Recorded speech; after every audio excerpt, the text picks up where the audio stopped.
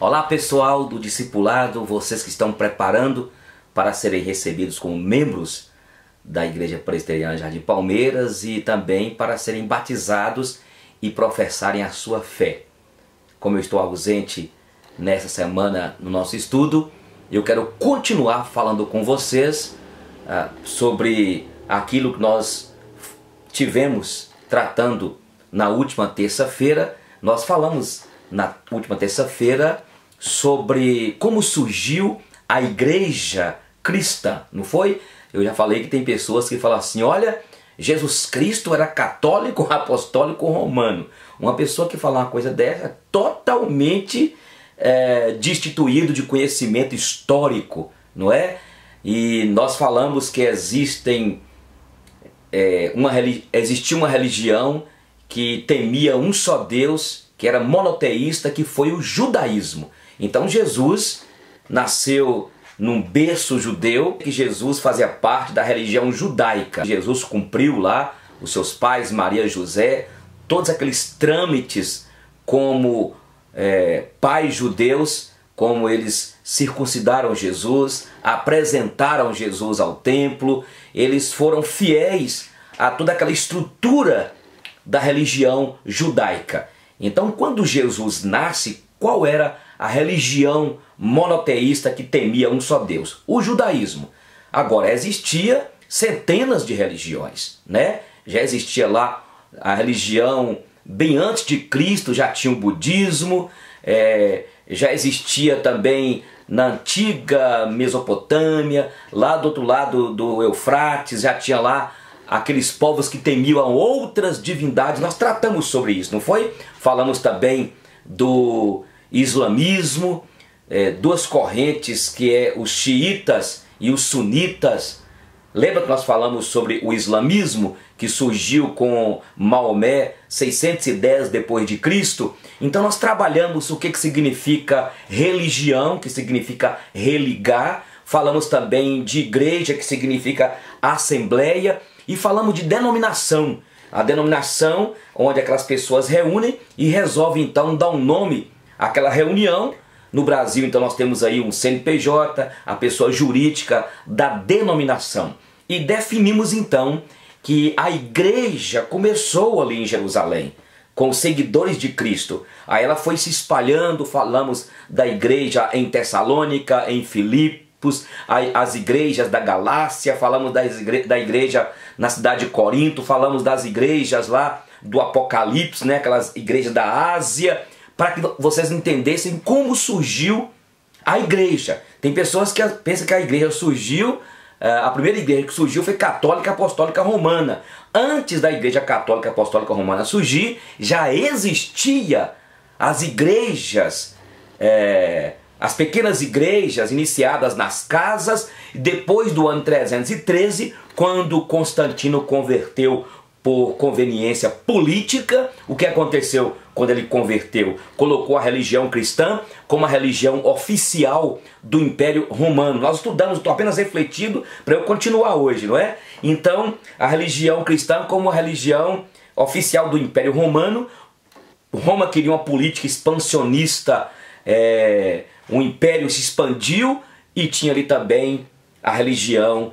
E a igreja então parou de ser perseguida do ano 313 em diante, depois voltou a perseguida, houve a Santa Inquisição, e quando foi no século XVI, iniciando com Martinho Lutero, começou então a igreja a querer voltar às origens. E aí, através de Lutero, veio a igreja luterana, através de Calvino, do seu discípulo John Knox, começou então o presbiterianismo, e aí surgiram outras igrejas como a Adventista, como Batista, como a Assembleia de Deus, e nós temos hoje centenas e centenas de denominações no Brasil, que temem um só Deus, que elas divergem em pensamentos doutrinários, mas que seguem a pessoa de Jesus Cristo. Nós trabalhamos muito bem sobre isso. Uma coisa que precisamos de entender. Você que está estudando o discipulado, você pode abrir então aí em Efésios capítulo 2, quando fala versículo 8 em diante.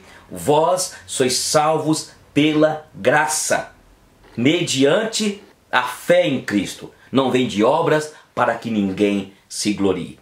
E continuando nosso estudo, então, nós falamos das datas onde foi entrando dentro da Igreja Católica Apostólica Romana os dogmas, as heresias, as superstições, e uma coisa que até hoje continua é que eles creem que há um poder do papado, há um poder das bulas, há um poder da Madre Igreja de salvar o pecador, e também as pessoas, os fiéis católicos, são ensinados sobre as boas obras e esquecem o que a Bíblia nos ensina, que a salvação é pela graça. E isso marcou a alma do Martinho Lutero, porque ele não aceitou as vendas das indulgências, ele não aceitou que a salvação pregada era pelas obras, pelas penitências, e ele então entende que a justificação era pela fé em Cristo.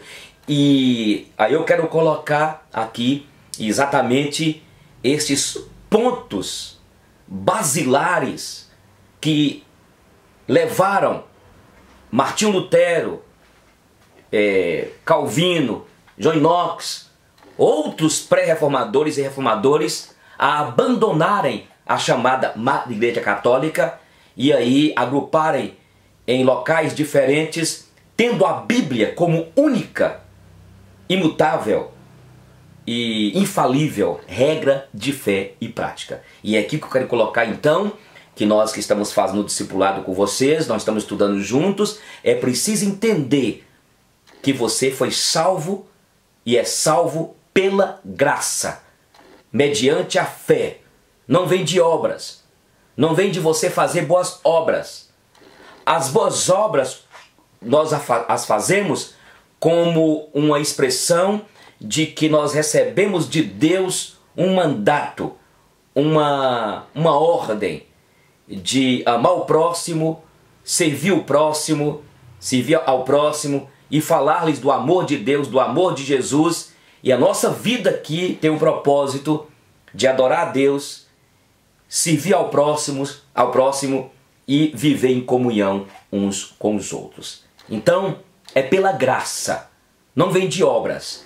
E os pontos basilares que levaram no século XVI as igrejas, ou melhor, os reformadores, bispos, teólogos, monges, a abandonarem a igreja e voltarem às origens ensinadas por Cristo, o que levaram eles, em primeiro lugar, foi que eles começaram a entender que é somente pela graça. Então você escreve no seu caderninho aí, somente pela graça. Não vem de obras, a salvação é pela graça, porque nós não temos como pagar salvação. Entende? Por isso que a Bíblia diz em 1 Pedro que não foi mediante coisas corruptíveis, como prata ou ouro, que nós fomos resgatados do nosso fútil procedimento, mas foi mediante o sangue de Jesus Cristo. Então, os reformadores e você que está estudando tem que entender isso. É pela graça. Não vem de obras, não adianta fazer penitências, não adianta fazer sacrifícios, nada, pastor, nada. O Filho de Deus, Deus aprove a Ele nos escolher e nos salvar mediante a sua graça. O que é graça? É um favor imerecido. Nós não merecíamos nada, não tínhamos como pagar, mas Ele pagou por nós os nossos pecados e agora pela graça nós somos salvos. Então, somente a graça, somente as Escrituras. Por isso você vai batizar, preste atenção. A igreja presbiteriana, a igreja batista, a Assembleia de Deus, igreja metodista, nazareno, igreja congregacional, as igrejas protestantes, evangélicas, não tem, como a igreja católica que nós estudamos, a tradição. Nós não seguimos a tradição das bulas papais, revelações à parte, não. Somente as Escrituras, somente a palavra. Por isso que a Bíblia diz em João 5:49, examinais as Escrituras, porque julgais ter nelas a vida eterna, e são elas mesmas que testificam de mim. É somente a Bíblia. 66 livros, como nós estudamos, 39 no Velho e 27 no Novo. 40 coautores escreveram a Bíblia. 40. Mas o autor principal é quem? O Espírito Santo. Lembra que nós estudamos? Quando nós falamos em 1 Pedro, quando fala lá que toda a Escritura, ela não partiu, ela não veio de particular elucidação, mas homens santos falaram da parte de Deus, movidos pelo Espírito Santo. Então, este é um pilar da reforma protestante, daqueles líderes que resolveram sair da Igreja Católica e se agruparem em locais diferentes, porque pegaram a Bíblia e falaram: não, nós não seguimos bulas papais, a tradição da igreja, nós não seguimos outros tipos de ensinamentos, senão somente a Bíblia Sagrada. E falamos, eu vou falando e repetindo o que nós estudamos lá em casa. Vocês lembram? Quando eu falei que tem uns 66 livros, falei também que tem 7 livros chamados apócrifos, o Judite, Baruque, Macabeus 1, Macabeus 2, Eclesiástico, 7 livros que existiram, eles são verdadeiros como escrita, é fato que esses livros existiram, mas foram livros que não foram inspirados pelo Espírito Santo. Na Igreja Católica, a Bíblia Católica tem, na verdade, 73 livros, porque tem 7 a mais. As igrejas, por um tempo, utilizavam na sua Bíblia os 7 livros também, mas estava trazendo muito confusão. E aí a igreja resolveu colocar só os 66, porque tinha os outros 7 como um meio de também histórico, para questão de estudo, colocava também os outros 7. Então, este é o pilar que levou os reformadores, o segundo pilar, a saírem. Somente as Escrituras, somente a Bíblia. Então nós seguimos a Bíblia, os 66 livros que foram inspirados pelo Espírito Santo de Deus. Mas também nós falamos que é só Jesus. Então os reformadores entenderam, e é por isso que existem tantas igrejas, porque abandonaram o catolicismo que distanciou de Deus no século XVI, como antigamente, antes da Igreja Católica existir, já existia dezenas de igrejas, como eu lhes disse, Esmirna, Filadélfia, Pérgamo, Éfeso, a igreja dos Efésios, na Galácia, em Tessalônica, em Filipos, lá em Corinto, já existiam aquelas igrejas. Esses irmãos resolveram voltar às origens. As origens de quê? Daquilo que os apóstolos deixaram, a base, aquilo que eles escreveram. O apóstolo Paulo, Pedro, Lucas, Mateus, Marcos, João, esses escritos que estão aí, que são inspirados pelo Espírito Santo. Aí eles resolveram declarar somente Jesus Cristo. Somente Jesus Cristo. Somente Jesus Cristo é o quê? Somente Jesus Cristo que nós podemos interceder. Nós não podemos ir a Deus através de Maria, de Pedro, de João, daqueles chamados santos canonizados. Falamos também, vocês lembram da reza Ave Maria, que é uma blasfêmia contra Deus, e todas as vezes que um católico, um fiel católico, ele reza Ave Maria, ele está cometendo uma blasfêmia e está fazendo a sessão espírita. Entende? E não é através de nenhum santo nem Maria. A Bíblia diz em 1 Timóteo 2,5, confere aí, quando diz: só há um Deus e um mediador entre Deus e os homens. Quem é? Cristo Jesus, homem. Ele que veio, que morreu na cruz por nós. Vocês lembram que nós falamos que a Igreja Católica, na época, como existia na antiguidade muitas divindades, lá tinha Diana dos Efésios, lá tinha aqueles deuses do panteão greco-romano, lá tinha Minerva, lá na antiguidade Zeus, e tinha também lá as mulheres divindades, deusas. Aí é aquilo até que Jung, nós falamos, o Jung falava, que nós temos dentro de nós a ânima e o ânimos, o lado um pouco feminino e masculino. E aí eles pensaram, como que nós conseguiríamos trazer tantos fiéis para a igreja, e precisamos de uma figura feminina para os fiéis católicos na época, né, terem contato, já que os outros povos que estão vindo para a igreja, tinham já suas divindades. Então colocaram Maria, entende? E é por isso que os reformadores disseram, não, é só Jesus que salva, é só Jesus que é o mediador, foi ele que morreu na cruz. E quando você reza Ave Maria cheia de graça, ela foi cheia de graça, o Senhor é convosco, tá certo, bendita és vós entre as mulheres, foi bendita mesmo, o fruto do vosso ventre, que foi Jesus.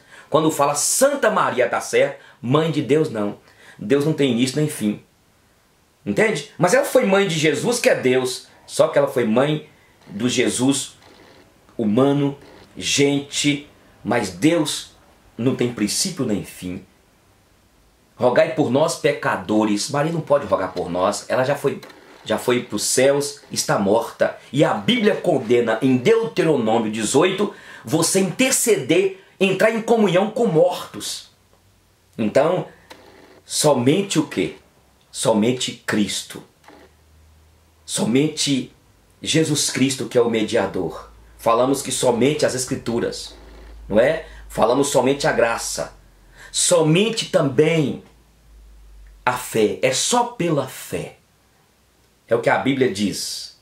Nós somos salvos pela graça mediante o quê? Mediante a fé. E a fé é algo pessoal.